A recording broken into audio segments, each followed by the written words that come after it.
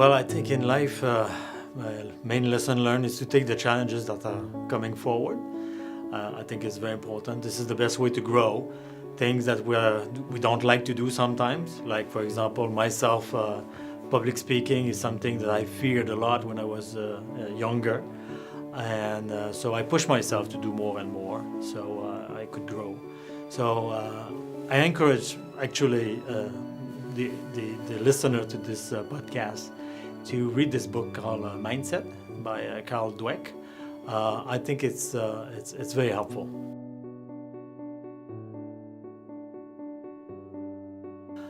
Well, average day for me is meeting and meeting and meeting. That's what I do most of the time. So it's basically an 8 to 7 job. But I have good discipline. I have managed, I think, along my career to have a work-life balance, which I think all of you should remember. I think it's possible to have a decent career and take care of your family at the same time. So I have had the habit of having dinner with my family at 7 every night for years. So if I have to go to work more, I work when all the family is in bed, so 9 to 11. So that's my regular schedule. Plus, I have played ice hockey all my life, so I play twice a week. It's good for my mental health to have a way of no family, no work. So it's good for me, and teamwork also. It's the camaraderie that comes with it is very important to me.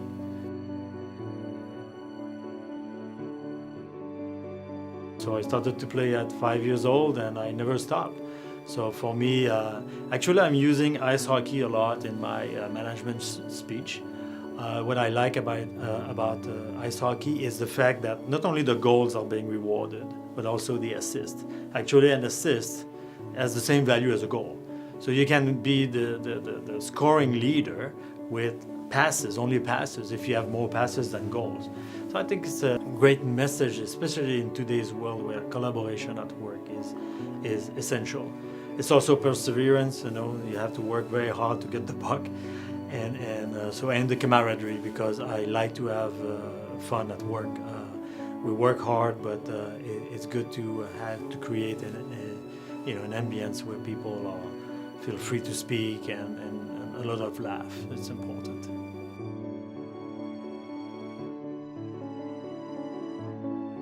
Well, the first time I come across the technology of blockchain, my first interest was piqued by the fact that it has the potential to empower individuals, so eliminating the third parties. So when I look at there's many things that the blockchain technology can enable, but when I look at the property rights, intellectual rights, think about just land titling. Actually, I have a story about this one. I was based in Thailand in 2004 when the tsunami took place. You were probably very young at that time. And 250,000 people died. 11 countries were affected, so it was a major disaster. So being close to this disaster, I was very shocked by it. And I recall that the poor people that survived not only lost their family and their friends, but also lost all their papers. And so as the aftermath of the tsunami, a lot of powerful interests grabbed their lands. So people lost their lands, not only their family and friends, but their land. So we tried to help them at the World Bank. We managed to get some trust fund from Japan at that time to provide some legal services to the poor to fight their case in court, but it was very little.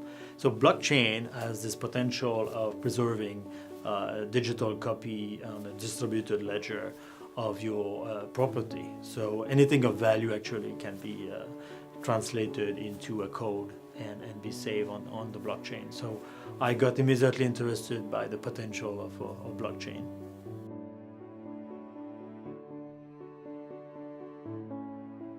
Yeah, let's say for not the World Bank, but for development, right? So I think identity, just think about this 50% of the children in the world, kids below 5 years old, do not even have a birth certificate. So having an identity allow a social program to be more effective and also to be able to borrow money be part of the financial system later on in life, of course. So I think this is a major application. And as I mentioned before, protecting your rights, your property, you know, and also intellectual rights. So I think it has a huge potential. There are so many applications out there that are important. We all know the importance of climate change. And so there's an application of blockchain that is being envisaged to try to facilitate the trade of carbon credits. So this is another good example of how blockchain could be useful to the world.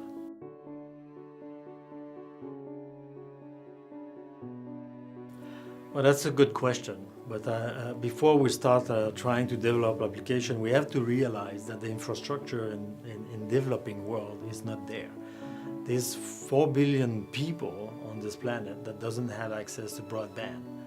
2 billion that doesn't even have a smartphone.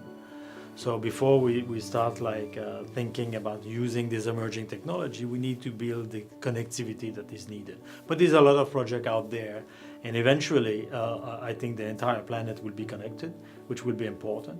And this will also allow the world to benefit from all these people that will join through connectivity, the world, and contribute to these development solutions. So there's a lot of challenge out there. But what's interesting about emerging technology is that sometimes you can leapfrog, right? So just think about when I started my career at the World Bank, I was working in East Asia, where they stopped installing telephone poles. They went straight to the using mobile devices, right? So they were much more advanced actually than in the US 15 years ago when I worked in the Philippines and in Thailand. So they installed tower rather than installing telephone poles across across the country. So they leapfrog. So I think we need to try to identify these possibilities along the way and allow some countries sometimes not to go necessarily to the same path, but just go straight to the benefit of a new technology. But we need to address the issue of infrastructure.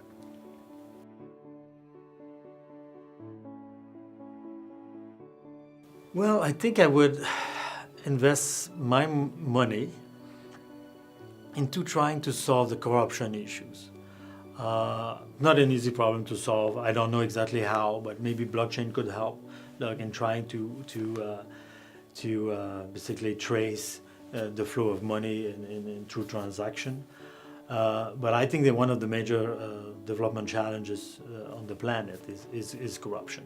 So public procurement, for example, of every country in the world is between 15 and 20% of GDPs. So imagine you can improve the procurement system and transparency and reduce corruption. Let's say you improve by 10%, is like 2% of GDP right off the bat. So I think it could have a major impact. So I think I would put my money and my efforts in working on anti-corruptions. My background, I'm a civil engineer. I worked in transport, but later on, because in transport engineer deal a lot with procurement, I became a procurement manager.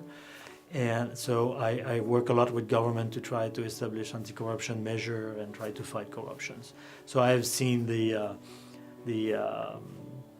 very negative impact of corruption with my own eyes, and I would like to fight it.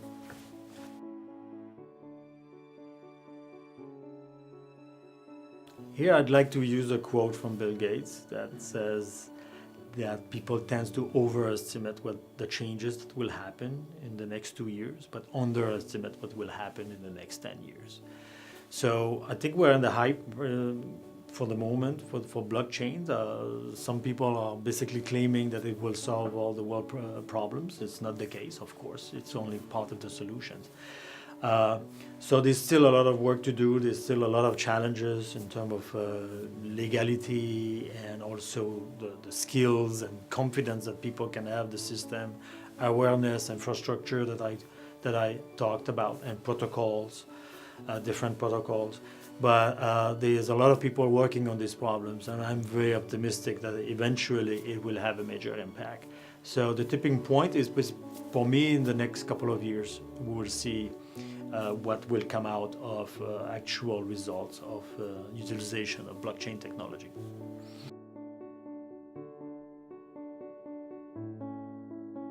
Well, there's a lot going on. There's a lot of coalition, association, and I think there are some here at the university. At the World Bank, we have different group that you can get involved. Is the Y2Y, which is the young professional. They have a website. You can have access to it. There's also a couple of competition every year where people are asked to promote their ideas, and the winners win, of course. So there's different way study it, get involved into technology. And here I would like to invite especially women to get involved, because the ratio of women in computer science is declining in the US. It's below 20% now. So it's very important for the best development solution to have a very diverse workforce. I think there's a lot of study that have showed that it needs to be diverse, not only in terms of gender, but also cultural background as well. So there's so many ways that you're getting involved, but awareness, learning. I think the way people learn also will be different with all the technology that is available. So the linear way of learning and class type of learning, this will change. There's more and more actually companies and enterprises that are not necessarily looking for people with degrees. They're looking for skills and attitude. So there are many ways to learn today, and I think it will change drastically in coming years as well.